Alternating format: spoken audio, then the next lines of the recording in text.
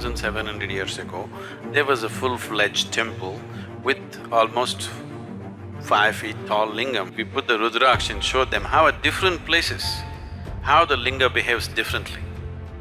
Whole of Europe was full of temples like this. I was in Turkey just 2 weeks ago. You've heard of Konya?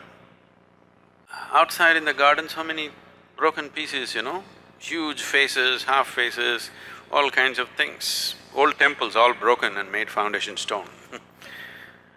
So we were just walking through and there in the garden I found about 4.5 feet or more, about 4 feet 9 inches kind of linga, properly created linga, an ellipsoid stone. So, wow. And when we looked at the history and things like that, they said this is almost 4,700 years old.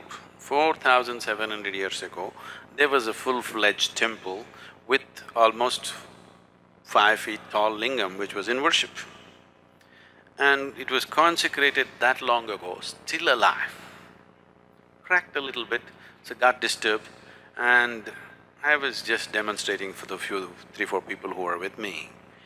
Every point in the linga is different, different points in the linga are differently done, beautifully done piece. Whoever worked on it, they knew what they were doing, not rudimentary job, very subtle work.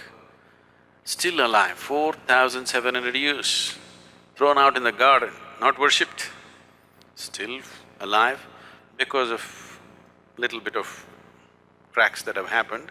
Some disturbances happened to the whole thing, but still there. I just demonstrated, I felt this, and then because they had to see, we put the Rudraksh and showed them how at different places, how the linga behaves differently. So, this work has been done in the past plenty, but when when my way or no way attitude came, these things were all razed to the ground in many ways. Otherwise, whole of Europe was full of temples like this, consecrated spaces like this. These eastern temples were never built as places of prayer. Even today in India, nobody ever leads a prayer in a temple.